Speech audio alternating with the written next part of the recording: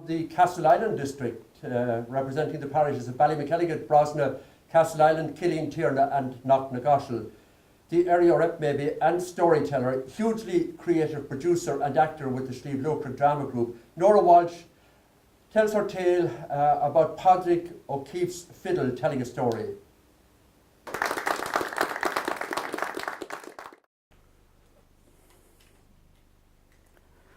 Oh, there's a big crowd in tonight.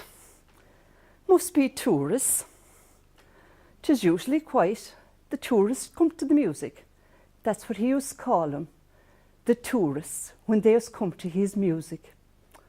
Oh, Padraig, Padraig, Padraig. They used to always come to hear his music, and now ye tourists are coming. I could tell ye a thing or two about Padraig if he could only hear me. But sure, no one hears me anymore. Perched up here in the high part of the bar, an ornament, an artefact. Sometimes people ask for me to be handed down, but I hate the clumsy fingers of them that don't know how to use me. Padraig O'Keefe was born over the road there in Glounthaune, a place between Scartaglen, Cordal and Ballydesmond, right smack in the middle of Scealach. Scealach, it spreads from Brosna to Cordal, to King's Williamstown, now Ballydesmond, to Kishgame, to Knocknagree, to Guineguilla, to Scartaglen, back to Cordal and on to Brosna again. That was his country. When the English came, they gave one look over Brosna and thought it was unimaginable and left. Padraig, his father, was the national teacher over in Glounthaune. He was a strict man. Margaret Callaghan, his mother, was a handy fiddle player and a delightful concertina player. It was from the Callaghans he brought the music. Padraig was the eldest of 7. He attended his father's local school for the first few years, and then, as was customary in those times, he went down to Doon in Kishgame, Drummerbwee National School, to finish off his education. Those were very happy years in Padraig's times. His aunts and uncles all played music, and 'twas a house full of dance and laughter, and his grandfather, the old man, was a noted step dancer. They left a big impression on Padraig, especially with their easy-going way. His Uncle Cal used to play for house dances, and there he embraced his love, his first love, traditional music. After that, he went to Ballydesmond for his secondary schooling. Of course, Ballydesmond was not always Ballydesmond at all. It was King Williamstown. The English, when they saw they were losing out in taxes for not having come in before, decided they'd build a station town there so that they could try and control the locals who were a bit waywardly. They saw all the butter going to Cork, and they said there was taxes going lost, so they decided to build the town over in Ballydesmond. It wasn't maybe the best location for a town, as at the time they had to put blankets under the foundations to keep them up. That was before there was ever any floating foundations or stilts, but 'tis still there. Padraig went to school in Ballydesmond, and on the day of the fair, he used Mitch, as most of the other boys did, because it was an easy day to make a few pounds. All the local farmers were bringing their horses by foot to the fair, so they would hire the young lads to stand in a gap and be paid for their money for the time they were there. It was also late in the evening. The pubs were full with laughter and smoke and heat, that the back windows would be opened for ventilation. There, young lads could put their hand in and take a pint from the windowsill, and there he started his love with black porter. After that, he went to Dublin and trained to be a national teacher.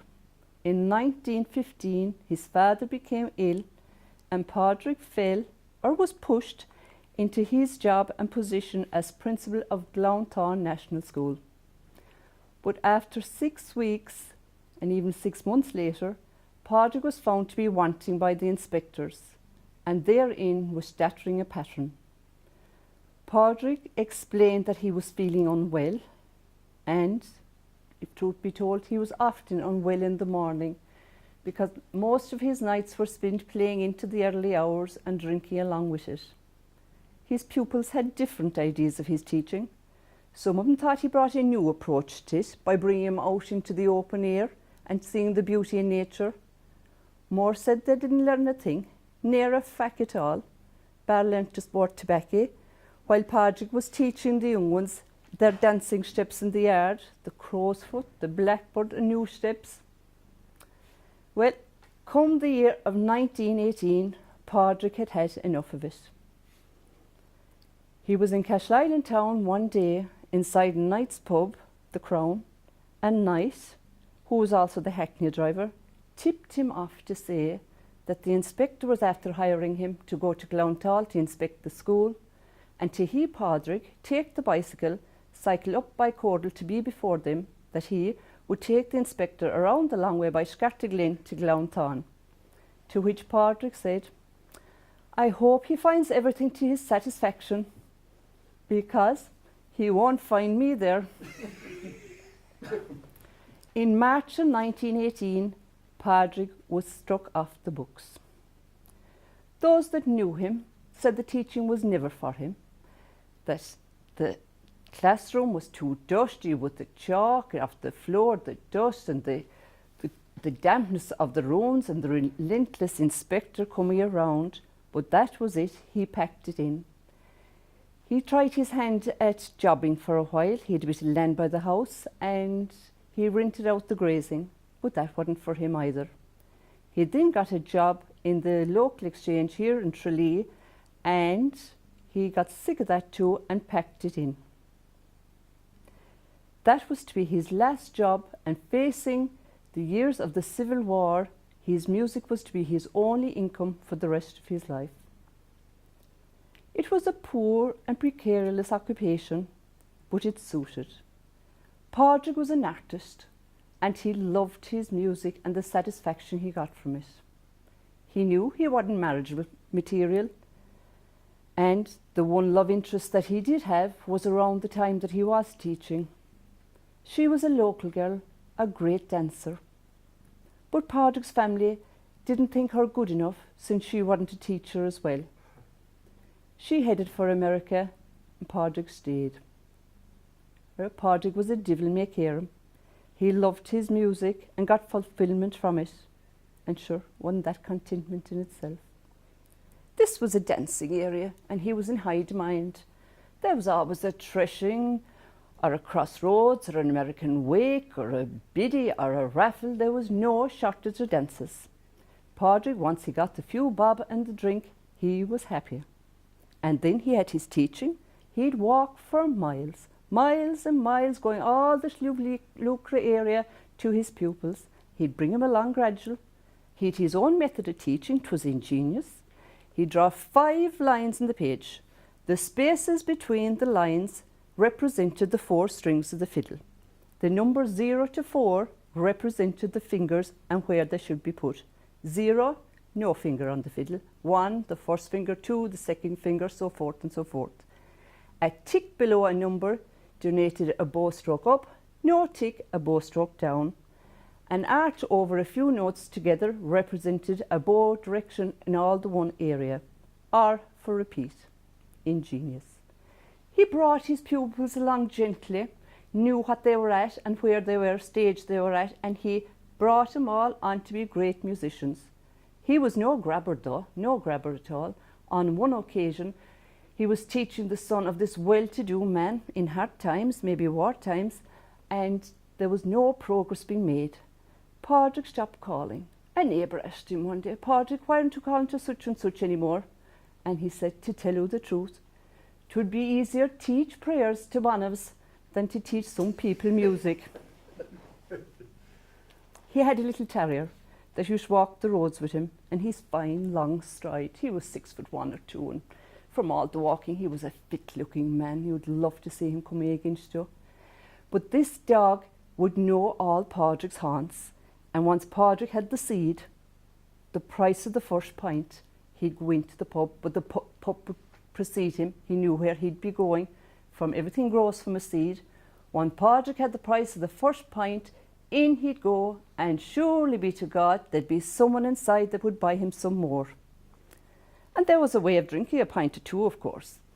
You'd catch your pint and you'd drink it down to the thumb, or the church windows, he used to call it, representing the windows of the church that were on the indentations of the old pint glass.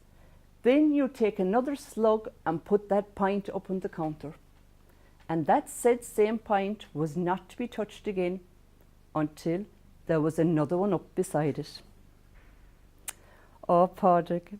He would walk most of his time, in fact all the time. This one particular day he got a bicycle from a neighbour, and Padraig took off. He must have been in an awful hurry to say he got the bicycle, but whatever happened, the bicycle never returned. Did he break a chain, get a puncture? 'Twas never known.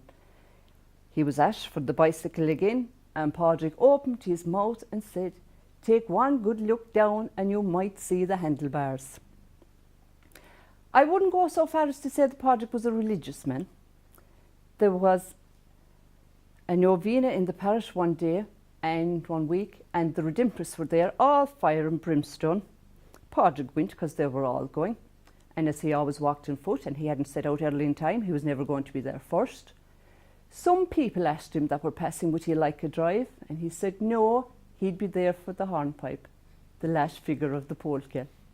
He was at confession that time as well, and the priest was going mad. He mustn't have been there in a while, to which Padraig said, "Go easy, will you devil, or you'll be heard in mile, high country in Guinea Gwilla."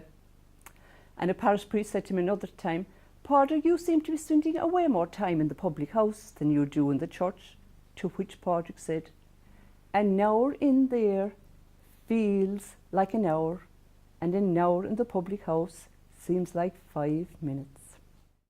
Padraig was a pure genius whose bohemian lifestyle set him apart. People had different views on him. Them that appreciated his music knew that he enriched and deepened the local music by introducing a wide range of expression and by interpreting it in an imaginative and creative way, while others saw him as a fool for letting a pensionable teaching job slip through his fingers. I remember a time long ago when Padraig come into the public house and asked for the fiddle to be taken down, the missus. Then the excitement and interpretation. He'd take me in his arms and I would purr. That's what he used to say, you know. The missus is the fiddle. One stroke of the bow across the belly and she would purr. He'd play for dances. If there were good dancers, he'd rise it, and they was never found wanting. He'd lift it and lift it and lift it. But if they were committing mortal sin with their feet, throwing a leg here and throwing a leg there, he'd sooner break a string so to get exchanged and be put in by another musician. He knew his value if they didn't. All good things come to an end. Padraig, he died in Tralee in St. Catherine's Hospital. Years of neglect caught up in him. His funeral was held in Castleisland town, and it was the biggest funeral that was ever there. There was a procession of cars from Castleisland to Gilmurray graveyard. Bumper to bumper they were. On his headstone reads, Padraig O'Keeffe, master of traditional music, gifted performer, composer, arranger and teacher. He had, in his own words, gone to Fiddler's Green, a place where you'd have to be a fiddler before they'd let you in, and where the strings on the fiddle are made of steel because the temperature is so frightfully hot. I remember a time, I fondly remember a time when I was the missus.